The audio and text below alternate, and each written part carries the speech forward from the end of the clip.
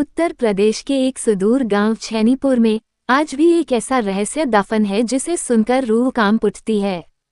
कहते हैं हर अमावस की रात एक सफेद साड़ी में लिपटी लाल चुड़ैल गांव के पुराने कुएं के पास मंडराती है, जिसकी आंखें अंगारे सी लाल हैं।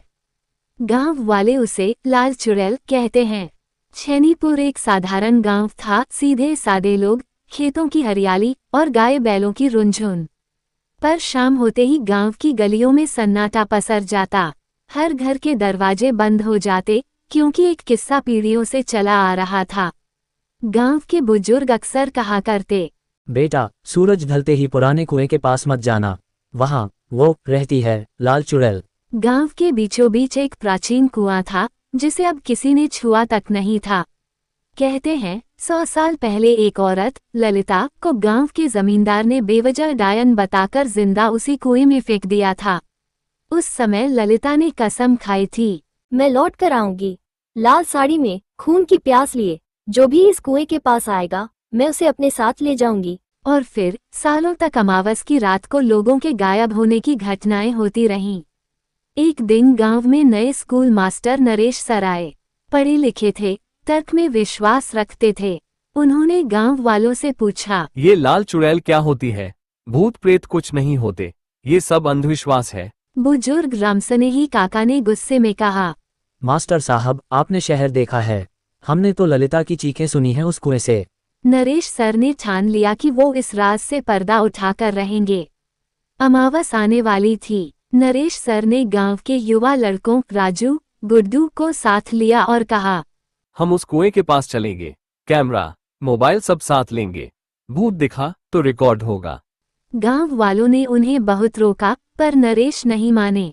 रात के ठीक 12 बजे, जब गांव में घुप अंधेरा था, वे तीनों कुएं के पास पहुंचे। एक अजीब सी ठंडी हवा चल रही थी। हवा में सड़न और खून की बदबू थी। राजू ने कांपती आवाज में पूछा, सर, ये बदबू कैसी? तभी कुएं से एक औरत निकली।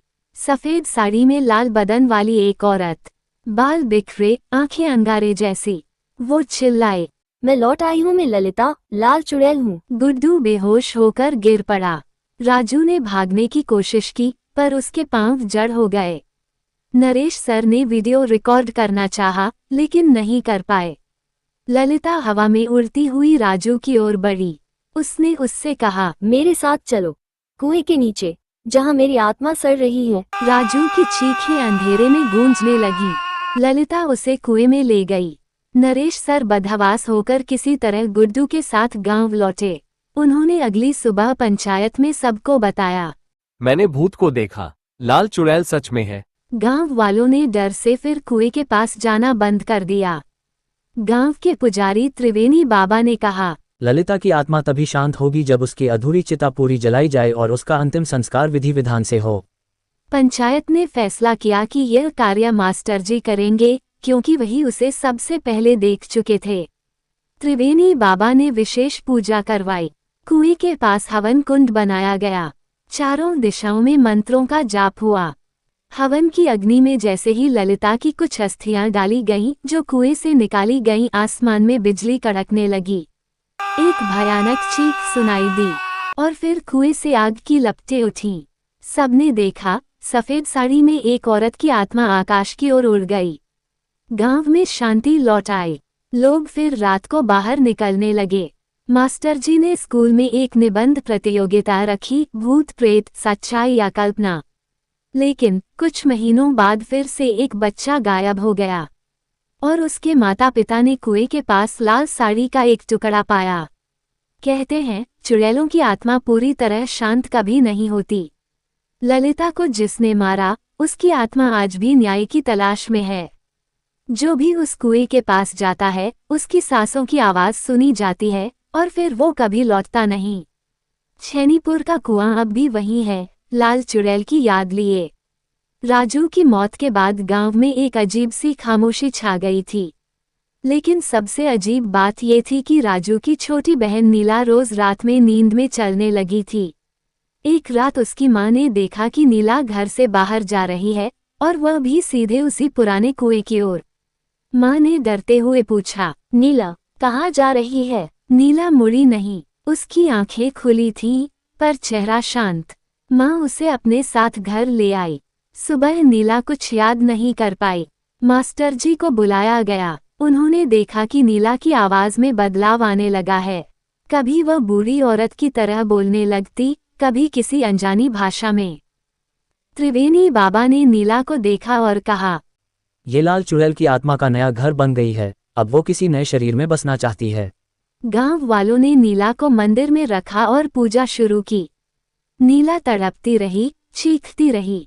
एक रात उसने एक भयानक आवाज में कहा, जिसने मुझे कुएं में फेंका था, उसकी 7वीं पीढ़ी अब भी जिंदा है। जब तक उसका खून नहीं मिलेगा, मेरी आत्मा मुक्त नहीं होगी। मास्टर जी ने गांव के पुराने दस्तावेज निकाले और इतिहास खंगाला। पता चला कि ललिता को कुएं में फेंकने वाला जमींदार धर्मवीर सिंह था। उसका एक वंशज आज भी गांव में था, गुड्डू, जो उस रात उनके साथ कुएं गया था। सच जानकर गुड्डू कांप उठा, पर ललिता की आत्मा अपना हिसाब पूरा करना चाहती थी। त्रिवेणी बाबा ने कहा कि एक गुड्डू को खुद उस कुएं पर जाकर आत्मा से माफी मांगनी होगी और उसे अपनी जान देने का विकल्प देना होगा। गुड्डू तैयार हो गया। अमावस की रात वह कुएं पर पहुंचा। वह बोला, मुझे माफ कर दो लाल चुड़ैल, मैंने कुछ नहीं किया, पर अगर मेरा खून तुम्हें मुक्त कर सकता है तो मैं तैयार हूँ। तभी एक लाल धुंध चारों ओर छा गई। हवा में ललिता की आत्मा दिखाई दी। तू बेकसूर है, पर मैं तुझे छोड़ रही हूँ, क्योंकि तेरे अंदर पश्चाताप है। आत्मा हवा में विलीन हो गई। नीला ठीक हो गई। गांव में फिर कभी कोई गायब नहीं हुआ। कुएं को ढक दिया गया। मास्टर जी ने इसे इतिहास में दर्ज किया। लेकिन रात के अंधेरे में कभी कभी गांव की गलियों में पायल की आवाजें सुनाई देती हैं, जैसे कोई लाल साड़ी में चुपचाप देख रहा हो, एक और बदले की तलाश में।